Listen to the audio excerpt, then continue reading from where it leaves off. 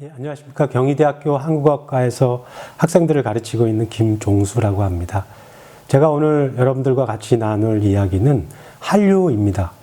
최근에 한국 대중문화의 세계적 유행 현상인 이 한류가 단순히 문화 현상뿐만 아니라 예를 들면 패션이라거나 음식이라거나 또 다양하게 최근에는 이제 방역에까지 K라는 이름을 붙이면서 세계 사람들한테 사랑을 받고 인정을 받는 그런 문화 현상들을 이제 우리가 일컬어서 한류라고 얘기를 하고 있는데요. 그 한류가 사실은 하루아침에 이루어진 것이 아니라 지난 1990년대부터 그 문화적인, 경제적인, 기술적인 여러 조건들이 있었다라고 하는 점, 그런 점들을 같이 확인하면서 한류의 전개 과정, 그 다음에 향후 한류가 어떤 식으로 전개되는 게 바람직한가라고 하는 이야기까지 같이 나눠볼까 합니다. 그러기 위해서 앞서 말씀드렸던 것처럼 이 한류에 대한 이해를 위해서 무엇보다 필요한 것은 1990년대부터 진입이 됐을 때 한국의 정치적인 또 사회적인 경제적인 상황에 대한 이해가 좀 필요합니다. 무엇보다도 여러분들 잘 아시겠습니다만 이 1945년 8월에 제2차 세계대전이 종전이 된 이후로 1980년대 후반까지 그 소련을 중심으로 한 사회주의 국가와 미국을 중심으로 한 자본주의 국가 간의 냉전 체제가, 두 체제가 공고하게 구축이 되면서 냉전 체제가 유지가 됐었죠. 그런데 그것이 이제 80년대 후반에 사회주의 국가들이 대거 몰락을 하고 또 미국을 중심으로 해서 하나의 그 세계 시장이 재편이 되는, 우리가 일컬어서 이제 세계화의 과정이 90년대부터 전개가 되었다라고 할 수 있습니다. 그런 흐름들이 사실 한국에서도 영향을 받으면서 특히 이제 문화적인 상황에서 큰 변화들이 일어나게 되는데요.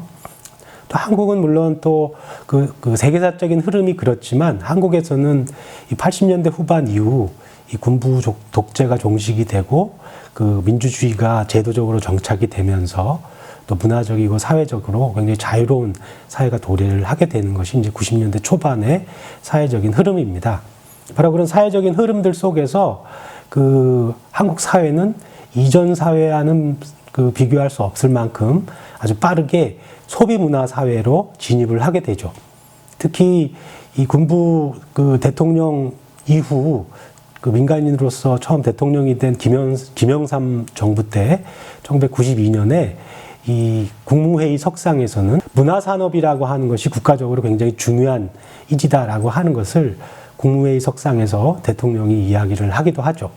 그 예로 제시가 됐던 것이 92년, 93년도에 세계적으로 크게 인기를 끌었던 그 할리우드의 스티븐 스필버그의 그 주라기 공원이라는 영화였습니다. 그 주라기 공원 한 편이 세계적으로 인기를 끌어서 얻은 이윤이 그 한국의 현대자동차 150만 대를 팔아서 만들었던 이윤보다 더 크다. 이런 얘기를 대통령이 이제 주재한 국무회의 석상에서 제시가 된 것입니다. 이제 그러면서 우리나라에서 국가 차원에서 이 문화산업을 정책적으로 육성하자라고 하는 흐름들이 90년대 초반부터 일어나게 되는 것이죠.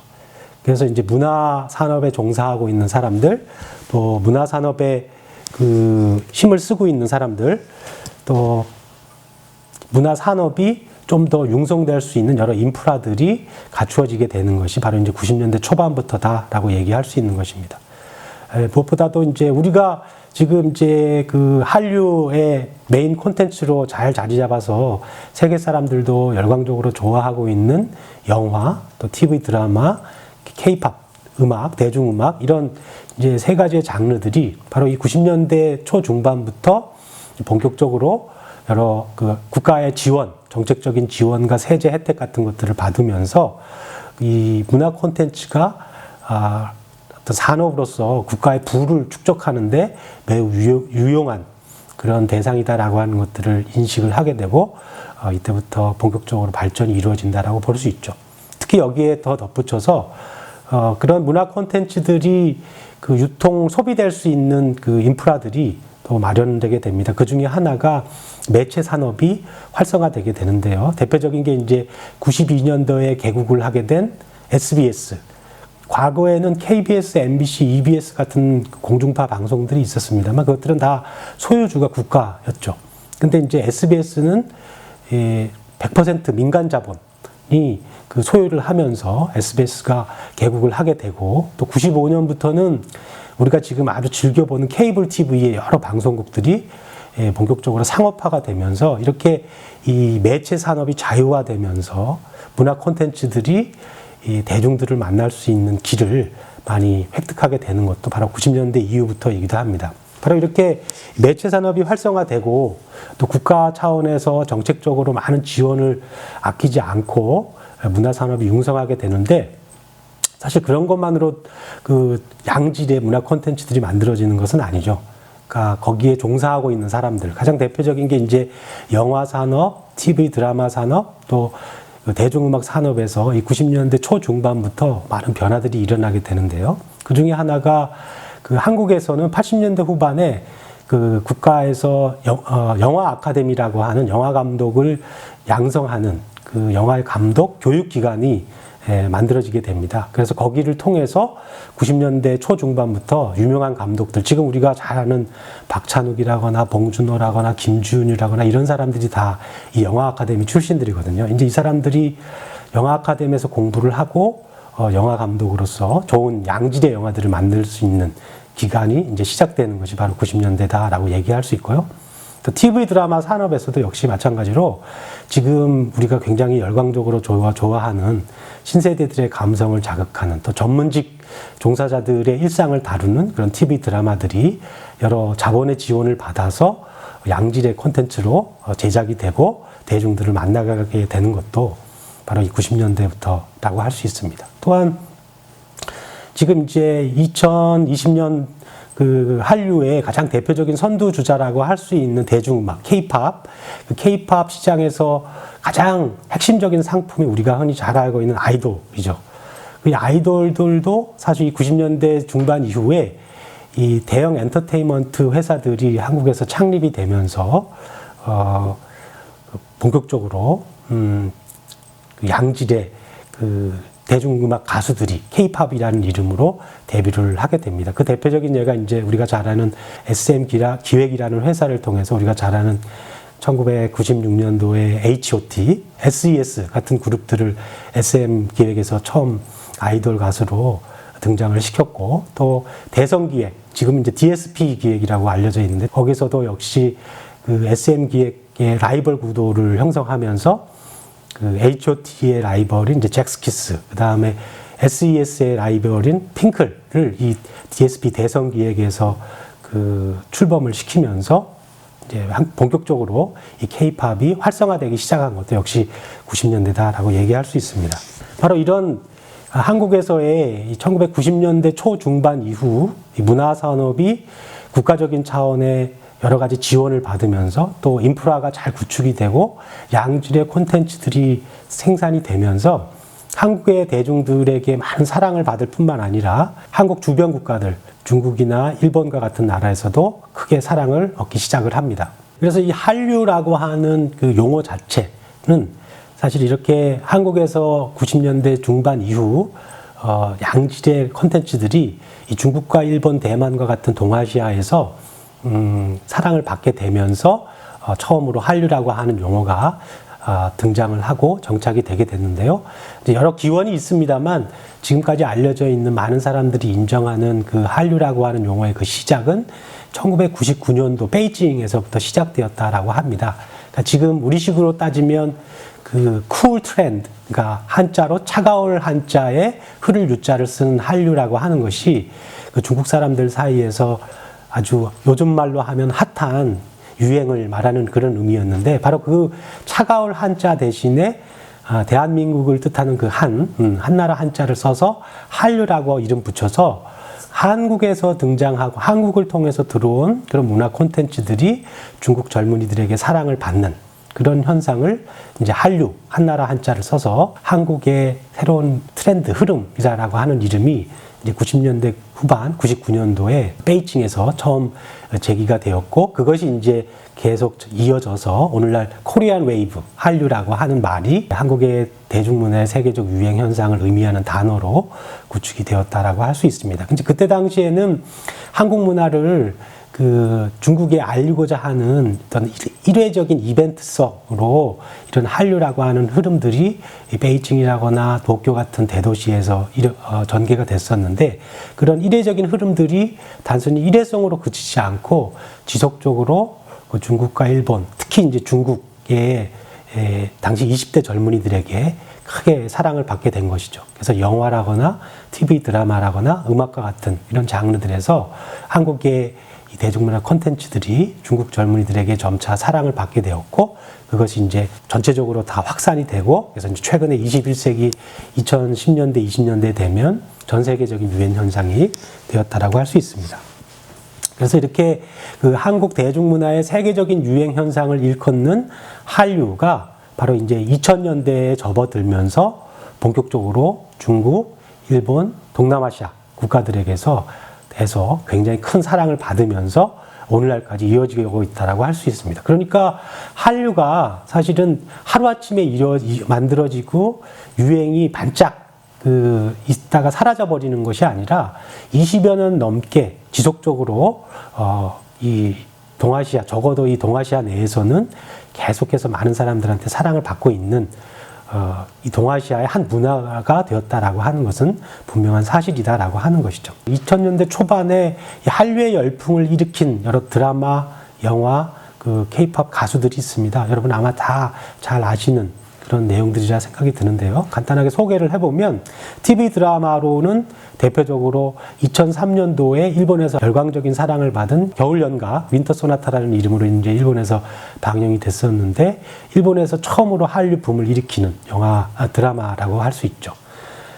중국에서는 사실은 2000년대 초반 또 특히 2002년도에 엽기적인 그대라고 하는 것이 중국 20대들에게 큰 사랑을 받았습니다만, 중국에서의 본격적인 중국의 많은 중국 국민들에게 사랑을 받으면서 한국 드라마의 위상을 알린 그 드라마는 2005년도에 사랑을 받은 대장금이라고 할 수 있습니다. 그 대장금은 여러분들도 잘 아시겠습니다만 조선시대 때의 어떤 충, 의, 효 같은 굉장히 유교적인 사상을 드라마로 실현화해서 중국 사람들에게 자신들에게 잊혀졌었던 어떤 중화 문화라고 하는 것들을 새롭게 각인시켜줬다라는 점에서, 그래서 2005년도에 중국 공산당 대회에서 중국 관리들이 직접 대장금의 가치를 언급할 만큼 중국 사회에서 큰 사랑을 받았던 그런 드라마이기도 하죠.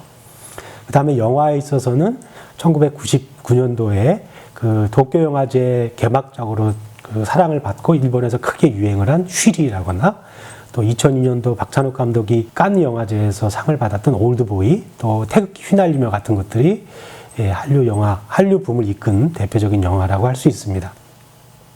그 다음에 이제 K-pop 가수로서는 2005년도에 동방신기, 빅뱅, 소녀시대, 슈퍼주니어, 샤이니 이런 이제 2000년대 초반부터 2010년대에 넘어오면서 단순히 한국에서만 인기 있는 아이돌이 아니라 이 동아시아에서 크게 사랑을 받는 아이돌들이 연속적으로 계속 등장하면서 한국의 대중음악이 단순히 한국에서만 사랑을 받는 음악이 아니라 적어도 동아시아에서 크게 사랑을 받는 그런 음악으로 뿌리를 내리는데 크게 기여를 했다라고 얘기할 수 있을 것입니다. 그런데 지금 말씀드린 이런 한국 대중문화의 세계적인 유행 현상인 한류가 이런 90년대부터 전개된 한국 사회의 정치적인 국가적인 지원과 잘 구축된 인프라를 통해서 양질의 콘텐츠들이 만들어져서 이 동아시아에서 세계에서 사랑을 받게 된 이 문화 콘텐츠로 굳건하게 자리를 잡았는데요.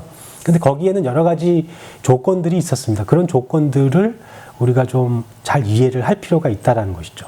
거기에는 무엇보다도 앞서 말씀드렸던 것처럼 한 국가 영역에서만 어떤 경제 활동이 진행이 된다거나 또 문화적인 생활이 국가 영역에서만 한정되는 것이 아니라 국가적 경계를 뛰어넘어서 그 초국가적인 그 기술 또 자본 또 문화의 흐름이라고 하는 것들이 전개가 되는 세계화의 흐름이라고 하는 것들이 굉장히 중요한 그 한류가 세계적으로 유행할 수 있는 요인이다라고 하는 것이죠.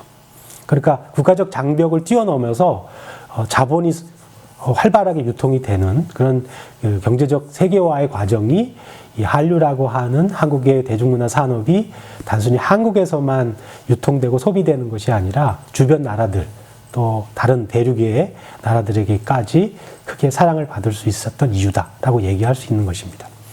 그런 세계화를 콘텐츠를 국가적인 경계를 뛰어넘어서 다른 나라에서도 크게 소비할 수 있도록 만들 수 있는 기술적인 변화도 이 한류가 세계적인 유행 현상으로 자리 잡게 된 이유 중에 하나다라고 얘기할 수 있는데요. 무엇보다도 90년대 초중반부터 전개가 됐던 위성 TV, 또 인터넷 보급이라고 하는 것들이 일상화되고 IT 기술이라고 하는 것을 활용해서 여러 그 제품들이 이제 일상적으로 많은 대중들이 쓰게 되면서 이런 그 한국의 대중문화 콘텐츠들이 이런 IT 기술을 바탕으로 해서 국가적 경계를 뛰어넘으면서 전 세계 사람들에게 사랑을 받을 수 있는 그런 조건들이 마련되어 있다라고 얘기할 수 있습니다.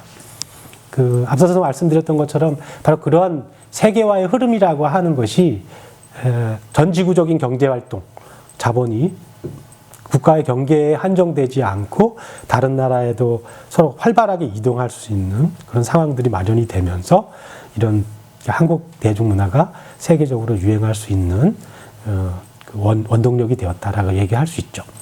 또 무엇보다도 그 한국의 이 대중문화가 90년대 이후 특히 2000년대에 접어들면서 이 중국과 동남아시아들이 고도의 경제 성장을 이룩하게 됩니다. 바로 이 한류 열풍이 불게 되는 데에는 이런 중국, 동남아시아 국가들에서 전개가 됐었던 높은 경제 성장, 그런 경제 성장을 바탕으로 해서 그 나라 젊은이들이 특히 그 젊은이들이 그 소비문화 산업들이 진작이 되면서 그들의 수요를 충족할 수 있는 콘텐츠들을 필요로 했던 것이고 그 자리를 한국의 대중문화 산업들이 차지하게 되면서 한류가 유행할 수 있었다라고 얘기할 수 있겠습니다. 근데 한류를 곧잘 사람들이 좀 잘못 이해하고 있는 것 중에 하나가 뭐냐면 한국의 문화적인 고유성을 통해서 한류가 꽃피울 수 있었다 이렇게 말을 하는 경우가 왕왕 있는데요.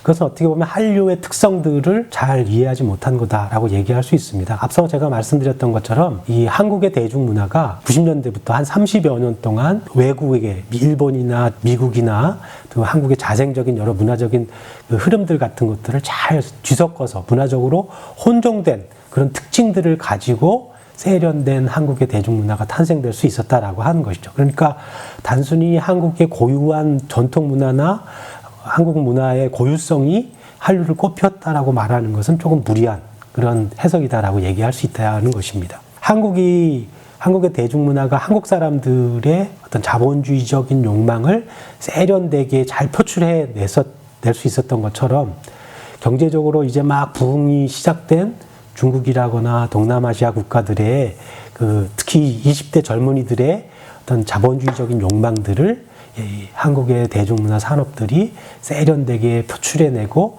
그 욕망을 충족시켜 주면서 대중문화 콘텐츠들이 동남아시아 중국의 젊은이들에게 크게 사랑을 받을 수 있었다라고 이야기할 수 있을 것입니다. 그래서 앞서도 말씀드렸던 것처럼 한 20여 년 동안 계속 전개가 되어온 이 한류의 흐름 때문에 사실은 중국이나 동남아시아나 일본이나 이제는 좀 더 확장되어서 북미나 남미 또 유럽에서도 한국의 대중문화를 열광적으로 좋아하고 있는 과거에는 매니아들만 좋아한다라고 생각을 했습니다만 이제는 그 산업층이 그 수요층이 굉장히 두텁게 형성이 되어 있다라고 얘기할 수 있습니다. 그래서 한류 콘텐츠를 바탕으로 해서 그 전 세계적인 대중문화의 취향이 공유되고 있는 현상이 최근에 전개가 되고 있다라고도 이야기할 수 있겠고요. 그것은 그 문화라고 하는 것이 한 국가의 영역에만 한정되는 것이 아니라 국가의 경계를 뛰어넘어서 국가 간의 또 지역 간의 자유로운 흐름들이 가능했기 때문에 이런 그 동아시아의 한 나라인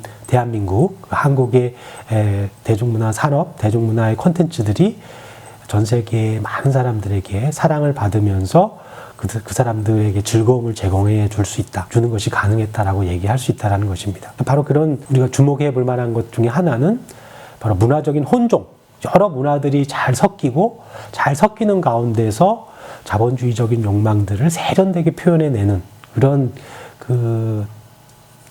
좋은 표현 방법이 바로 이 한국 대중문화 콘텐츠들에 담겨져 있다라고 하는 것을 그 한류의 큰 특징으로 이야기할 수 있겠습니다. 그 다음에는 제가 여러분들에게 이런 그 한류가 지금 이제 2020년 그 전 세계적으로 그 많은 그 전 세계 지역의 많은 젊은이들과 많은 사람들에게 사랑을 받고 있는데요.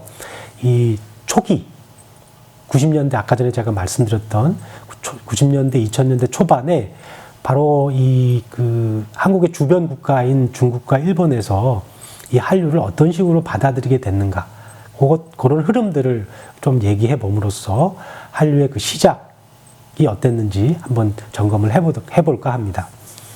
일본의 경우는 우리가 잘 아는 것처럼 한국과 일본의 관계가 굉장히 지금은 특히 한류 때문에 그 젊은이들 사이에서는 어떤 편견 없이 친숙하게 문화적 교류가 이루어지고는 있습니다만 아직도 정치적으로 역사적으로 갈등이 채 가시지 않은 상황이죠.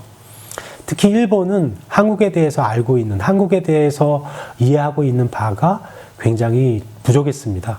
일본 사람들이 생각한 한국이라고 하는 나라는 굉장히 이제 문화적인 것보다는 정치적인 것, 분단으로 알려져 있고요. 특히 이제 북한과도 교류가 가능했기 때문에 일본에서는 북조선과 남한으로 알려져 있는, 그렇게 이제 일본이 한국을 인식하는 부분들이 굉장히 좀 그 부분적이고 편협했다라고 이야기할 수 있었습니다. 이제 그것이 88년 서울 올림픽을 계기로 해서 한국에 대해서 또 한국 문화에 대해서 특히 서울의 그 고도로 발전된 그 서울의 모습들을 보면서 일본 사람들이 한국에 대한 이해의 폭을 또 이해의 과정을 새롭게 전환하게 되었는데, 무엇보다도 그 일본 사회에서 한국 문화의 붐을 일으키게 된 큰 계기는 여러분들 잘 아는 2002년도 한일 월드컵 공동 개최였습니다. 그것이 이제 1996년도에 결정이 됐거든요.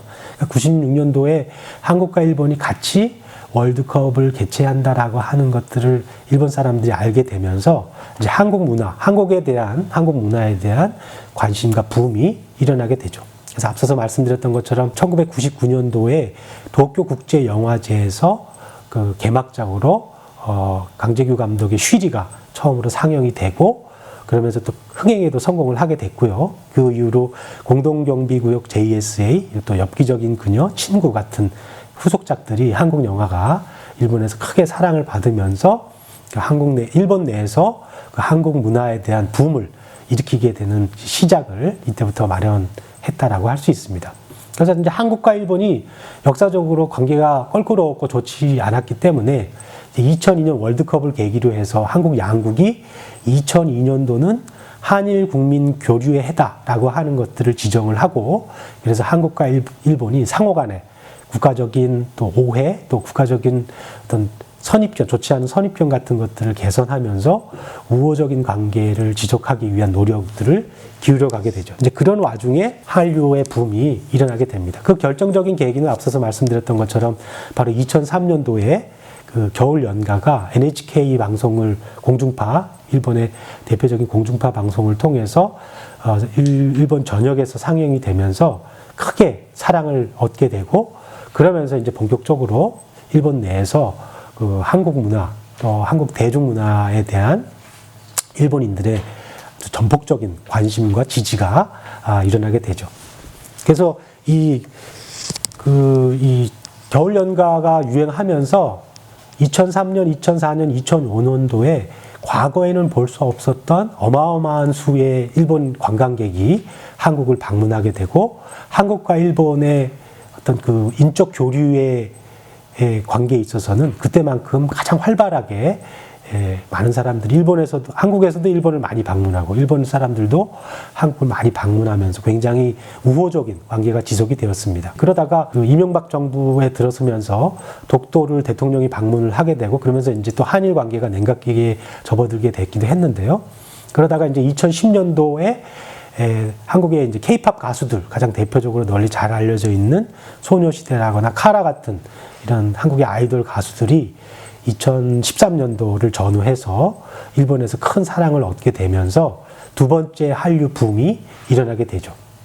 그러니까 우리가 잘 아는 그 소녀시대의 그 제복을 입은 화려한 군무, 또 그 카라의 그룹 5명의 멤버들이 펼치는 그 귀엽고 친근한 옆집 소녀의 이미지 같은 것들이 그 일본의 젊은이들에게 또 일본의 남성들에게 크게 사랑을 받으면서 2차 한류의 붐이 일어나게 됐습니다. 이제 그러다가 또 좀 소강 상태가 일어나긴 했었는데요. 그 흐름들이 2018년 또 최근에까지 이어지면서 또 대표적으로 이제 트와이스라거나 방탄소년단 BTS라거나 또 최근에는 이제 니쥬라고 하는 그 JYP 소속의 일본인 그룹들도 크게 사랑을 받으면서 세 번째의 일본 내에서의 한류의 붐이 지속적으로 이어지고 있습니다. 일본의 경우는 그렇고요. 중국의 경우는 무엇보다 중국과 한국은 과거에는 그 본토 중국, 그 중화인민공화국이 그 한국 전쟁에 참전을 했었기 때문에 한국의 입장에서는 그 중국이 적성국이었죠. 그러니까 과거에는 중공이라는 이름으로 불려져서 그 대만과 좀 구별이 되어서 한국에서는 인식이 되었었는데 이제 그랬지만 80년대 후반 이후 그 동북 삼성에 있는 중국에 있는 제중 동포들이 그 한국에 오면서 인적 교류가 이루어지게 되고 이제 활발하게 중국과의 교류가 이어지다가 급기야 이제 1992년도에 한국과 중국이 본격적으로 국가 수교를 하게 되고 한국과 중국의 문화적인 교류가 이제 활발하게 전개가 됩니다. 사실은 그 중국은 이제 그 홍콩의 문화들, 사실은 80년대 후반, 90년대 초반까지만 하더라도 이 홍콩의 문화가 한국에서도 사실은 일본에서도 이제 이 동아시아에서도 큰 인기를 얻던 때이기도 했거든요. 그런데 이제 홍콩이 그 영국에서 중국으로 반환이 되면서 또 중국 내에서의 홍콩 문화가 굉장히 약화가 됩니다.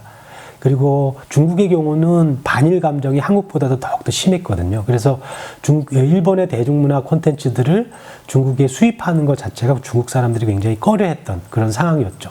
근데 앞서서 말씀드렸던 것처럼 90년대에는 중국의 그 경제 성장률이 고도의 경제 성장을 하면서 물질적인 부가 많이 쌓이게 되고 특히 젊은이들이 새로운 트렌드, 새로운 유행 현상들에 대해서 아주 민감하던 때였는데 바로 이런 홍콩 문화의 약세와 또 일본 문화에 대한 거부, 일본 대중문화에 대한 거부에서 한국 대중문화가 중국에 상륙을 하고 또 중국 사람들한테 크게 사랑을 받았죠. 그래서 이제 가장 대표적인 중국에서 사랑을 받은 초기에 사랑을 받은 드라마가 김수현 극작가의 작품인 사랑이 뭐길래, 그 다음에 안재욱 또 차인표가 주연을 했던 별은 내 가슴에 같은 드라마가 90년대 후반에 중국 대중들에게 상영이 되면서 크게 인기를 얻었고, 꿍따리 샤바라로 유명한 이제 클론이 대만과 본토 중국에서 사랑을 받으면서 이제 한국의 대중문화를 중국에 처음 알리게 되고 인기, 유행을 얻게 되기 시작을 했습니다.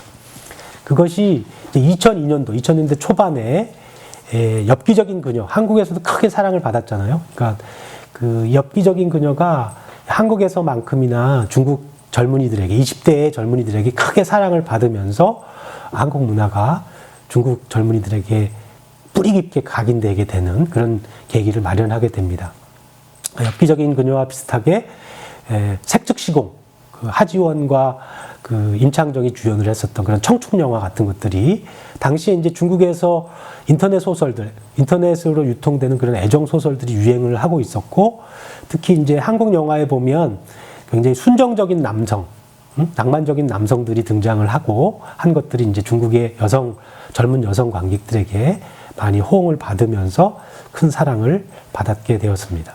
그래서 이제 하한족이다라고 해가지고 한국의 대중문화 콘텐츠들을 열광적으로 소비하는 드라마라거나 영화라거나 음악이라거나 또 패션 같은 것들을 열광적으로 소비하는 한국을 추종하는 젊은이들, 이제 1980년대 이후에 태어난 80후, 바이롱 후 세대라고 우리가 보통 이제 중국 세대들을 일컬어서 말하는데, 이 사람들이 등장을 하면서 이제 중국에서의 한국 문화가 한국 대중문화 유행 현상이라고 하는 것이 뿌리를 내리게 된다라고 얘기할 수 있습니다. 그러다가 앞서도 말씀드렸습니다만 대장금이 2005년도에 중국 전역에서 크게 사랑을 받으면서 한국 문화, 특히 한국 음식, 한국 복식에 대한 관심들을 불러일으켰는데 아까 전에도 말씀드렸습니다만 중국의 고위 관리들이 대장금과 같은 문화 콘텐츠들을 중국에서도 만들어야 된다라는 것을 강조해서 얘기할 만큼 중국 사람들에게 크게 영향을 끼친 그런 드라마였는데요. 이제 그렇다 보니까 이 대장금의 유행을 질시하는 반한류의 기류가 나타날 만큼 어떻게 보면 그 반한류라고 하는 흐름이 나타난다라고 하는 그만큼 한국 대중문화가 중국 사람들에게 크게 인기를 얻었다라고 하는 것을 반증하는 그런 거라고 볼 수 있을 텐데 어쨌든 이 대장금의 유행을 통해서 중국 사회 내에 남녀노소, 중국의 남녀노소를 불구하고 많은 중국인들이 한국 대중문화를 열광적으로 좋아하게 되는 계기들을 갖게 됩니다. 그것이 이제 정점에 이른 것이 2014-15년이죠. 여러분들도 아마 잘 기억하시리라 생각이 드는데 바로 별에서 온 그대, 김수현하고 전지현이 주연을 한 이 별에서 온 그대가 선풍적인 인기를 끌게 되고 그래서 그 2014-15년도의 통계에 따르면 중국에서 한국을 방문하는 중국인 방문객 수가 사상 최대에 이를 만큼 그리고 또 이 별에서 온 그대에서 나타나는 그 치맥, 치킨 안주에다 맥주를 먹는 그 치맥 열풍이 중국에서도 불 만큼 한국의 대중문화가 중국에서 아주 열광적으로 사랑을 받게 되는 그런 시기가 2014-15년이었다라고 얘기할 수 있습니다. 그 흐름들이 지속적으로 계속 되었으면 훨씬 더 한국의 문화 산업이 융성하고 또 수출도 많이 할 수 있었을 텐데 아쉽게도 2016년도에 이제 이 미국과 중국의 갈등, 군사적인 갈등 관계를 표면적으로 드러내는 그 사드 배치 문제가 불거지게 되죠. 그래서 한국에 사드가 배치되면서 중국에서 한한령을 내리게 되고 그래서 그 중국 내에서의 한국의 대중문화 콘텐츠들이 공공연하게 유통되는 것 자체가 금지되거나 혹은 규제가 되면서 그 한국의 그 한류, 한국 대중문화의 유행 현상이라고 하는 것이 중국 내에서 한풀 꺾이게 되는 그런 사건이 바로 이때 벌어지게 되는 것입니다. 근데 지금은 중국의 대중들이 한국의 대중문화 콘텐츠들을 여전히 사랑을 하고 있고 또 앞서 말씀드렸던 것처럼 그 80년대 세대 이후 젊은이들이 한국 대중문화를 마치 그 자기네들이 태어나서부터 계속 친숙하게 접해온 중국 문화인 것처럼 한국 문화를 소비하고 있기 때문에 그 꾸준하게 그 소비층들은 여전히 유지가 되고 있습니다만 아마 이 한한령이 더 해제가 되게 되면 보다 더 새로운 그 문화적인 교류가 중국과 한국과 또 계속 전개가 되지 않을까 전망을 해볼 수 있을 것 같습니다. 예, 마지막으로 한류가 그동안에 한국 사람들이 한류를 어떻게 생각해 왔는지 또 한류가 가지고 있었던 문제점은 무엇인가라고 하는 것들을 몇 가지 점검을 해보고요. 향후에 미래지향적인 한류의 전개를 위해서 필요한 것은 무엇인지 이야기를 함으로써 제 강의를 마칠까 합니다. 무엇보다도 한류를 파악하고 한류를 생각하고 있는 한국 사람들의 어떤 다양한 욕망들이 있습니다. 한류라고 하면 첫 번째 사람들이 생각하는 것은 바로 산업적인 측면이죠. 그러니까 돈을 많이 벌 수 있다. 수출 산업, 수출 효자, 품목이다 라고 하는 생각들을 굉장히 많이 한다라는 거죠. 그것은 사실은 전통적으로 한국이 대외 수출 의존도가 높은 경제 구조이기 때문에 오랫동안 수출에 의존해온 그 산업 구조 체제 때문에 한류도 역시 그런 맥락에서 이해를 하고 있다라고 생각은 할 수도 있는데요. 근데 문제는 한류의 특정 콘텐츠라거나 연예인, 특정 연예인들을 어떤 그 외화를 얼마나 벌어들이는 사람인지 이런 식으로 좀 이해하려고 하는 경향들이 한류를 굉장히 좀 값싼 콘텐츠로 만들게 되는 건 아닐까라고 하는 것들을 좀 경계할 필요가 있다는 것이죠. 한국 정부의 입장에서도 이런 그 한류가 무엇보다 경제적인 수익을 고도의 경제적인 수익을 얻어온다라고 하는 데에 좀 집중되어서 그동안에 전개했던 것들도 문제이지 않을까 생각을 해볼 수 있을 것입니다. 아마도 무한 경쟁의 논리 속에서 전개가 되고 있는 이 세계화의 과정이 어떻게 해서든지 간에 한국의 상품이 해외에서 많이 팔려야 한다라고 하는 그런 맹목적인 생각들이 한류의 어떤 산업적인, 상업적인 측면을 굉장히 강조하게 된 이유가 아닐까라는 그런 생각을 해볼 수 있습니다. 사실은 그렇게 상업적인 측면, 그러니까 그 한류, 한국의 대중문화 콘텐츠들을 향유하는 나라에서 어떻게 해서든지 돈을 벌어야 되겠다라고 하는 생각만 갖게 된다면 그 수용하는 나라의 어떤 반발들을 불러오게 될 거다라고 하는 건 명확한 일이죠.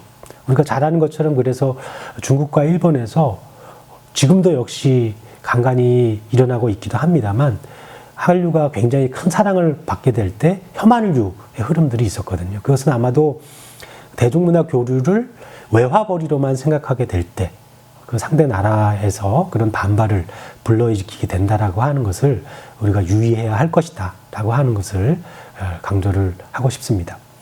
또 하나는 이런 산업주의적인 관점에 덧붙여서 민족주의적인 관점입니다. 사실은 한국의 그 콘텐츠들이 그 유럽이나 또 북미나 남미 같은 나라에서 그 젊은이들이 열광적으로 좋아하게 되는 것이 처음 그런 모습들을 보게 될 때 우리가 굉장히 신기했었습니다. 왜냐하면 과거에 우리 젊은이들이 미국이나 또 유럽의 여러 콘텐츠들을 향유하고 흥얼거리고 좋아하고 했었는데 이제는 한국의 이런 그 케이팝 음악이라거나 영화나 드라마 같은 것들을 그 미국이나 남미나 유럽의 젊은이들이 좋아하는 것들을 보면 굉장히 신기하고 우리나라가 이만큼 그 부강해졌다라고 하는 것들을 또 국가적인 자부심을 갖게 되는 경우들도 굉장히 많거든요. 그래서 독특한 민족주의와 연결해서 한류를 이해하게 되는 경우 또 우리가 그 한류를 미래지향적인 한류를 생각할 때 좀 경계해야 할 부분이다라고 하는 것이죠. 그래서 한류라고 하는 것이 앞서서 말씀드렸던 것처럼 한국의 어떤 독창적이고 독특한 전통적인 고유의 문화다라고 하는 그런 생각들을 가질 게 아니라 오히려 한국의 문화가 이런저런 세계적인 흐름들을 세계 사람들이 좋아할 만한 것들을 잘 혼용하고 혼종해서 사람들이 열광할 만한 새로운 문화들을 창출해내는 그런 문화 혼종의 그 세계화의 흐름에 걸맞는 문화 혼종의 독특한 특징을 가지고 있는 문화다라고 하는 생각을 가지고 그런 민족주의적인 감정 같은 것들은 지향할 필요가 있겠다라고 하는 것이죠. 사실은 민족주의적인 감정이라고 하는 것은 어떻게 보면 교류가 중요한 거라고 생각하는 것보다는 우리가 저들보다 우수하다, 우리가 저들을 이겼다, 이런 대결의 의식 속에서 드러나는 거라고 볼 수 있을 거고요. 그것은 아마도 그동안에 우리가 항상 약소국이었고 또 문화적으로 우리가 왜소했다라고 하는 것들을 이제 좀 그런 것들을 벗어버리고 싶은 과거의 우리 문화에 대해서 가지고 있었던 열등의식들을 이런 식으로 표출하는 게 아닌가, 민족주의적인 감정으로 표출하는 게 아닌가라는 그런 반성을 해볼 필요가 있겠다라는 것이죠. 그러니까 이렇게 산업주의적인 관점, 또 그 민족주의적인 관점, 이런 걸로부터 좀 벗어나서 우리가 적어도 동아시아 내에서 그리고 세계 평화, 또 세계의 모든 나라들이 평화롭게 공존하고 같이 즐길 수 있는 그런 문화 콘텐츠들을 만들어내는 그런 문화 콘텐츠들로 이루어진 한류를 만들어내는 것이 무엇보다 중요할 것이다라고 하는 의식을 가질 필요가 있겠다라는 거죠. 그래서 국가의 정책적인 접근이라거나 산업적인 이익에 의존하기보다는 세계 각국의 시민들이 자발적인 관심을 통해서 서로 교류하고 또 그런 활발한 교류를 통해서 한류라고 하는 한국의 대중문화 콘텐츠들을 매개로 해서 서로가 서로에게 필요한 존재이고 우리가 같이 공존할 가치가 있는 문화이고 그런 사람들이다라고 하는 것들을 인식할 수 있도록 해주는 것, 그런 것이 한류가 미래에도 생명력 있게 한국뿐만 아니라 동아시아뿐만 아니라 전 세계 사람들에게 사랑받을 수 있는 길이지 않을까라는 그런 생각이 듭니다. 그것이 흥미롭게도 최근에 전개가 되고 있죠. 여러분들 잘 아시는 것처럼 미국 사회에서 그 BTS의 열성 팬들인 아미 그 회원들이 미국 사회에서 벌어졌었던 그 대선 과정에서의 불미스러운 일들, 또 인종차별적인 그런 일들이 벌어질 때 그 아미 회원들이 그러니까 한국 대중문화 콘텐츠들을 열광적으로 사랑했었던 그런 팬들에 의해서 정의로운 또 좀 더 올바르고 공존할 수 있는 사회를 구축하는 그런 운동들을 전개했다라고 하는 것이 한류가 앞으로 어떤 식으로 전개가 되어야 전 세계 사람들한테 사랑받을 수 있을까라고 하는 것들을 보여주는 좋은 예가 되지 않을까 이런 생각을 하게 됩니다.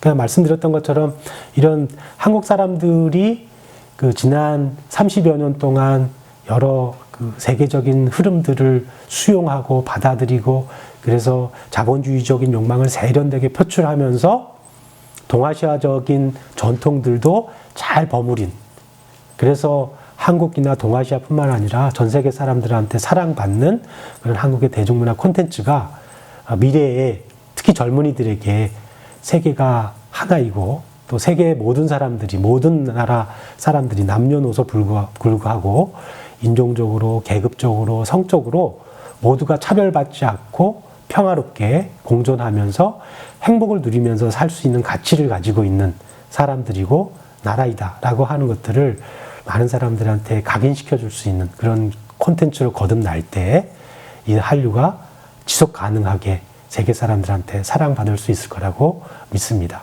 우리가 그런 것들을 위해서라도 그 한류에 대해서 물론 열광적으로 좋아하고 환호해주고 또 좋은 것들 많이 사주고 하는 것도 필요하겠습니다만 한류가 앞으로 어떻게 전개되어야 하는가라고 하는 것들에 대해서도 이성적으로 생각해 보는 것이 필요하지 않을까 하는 마음이 들어서 오늘 한류에 대한 논의들을 제가 강의를 해보았습니다. 이상으로 강의를 마치도록 하겠습니다. 감사합니다.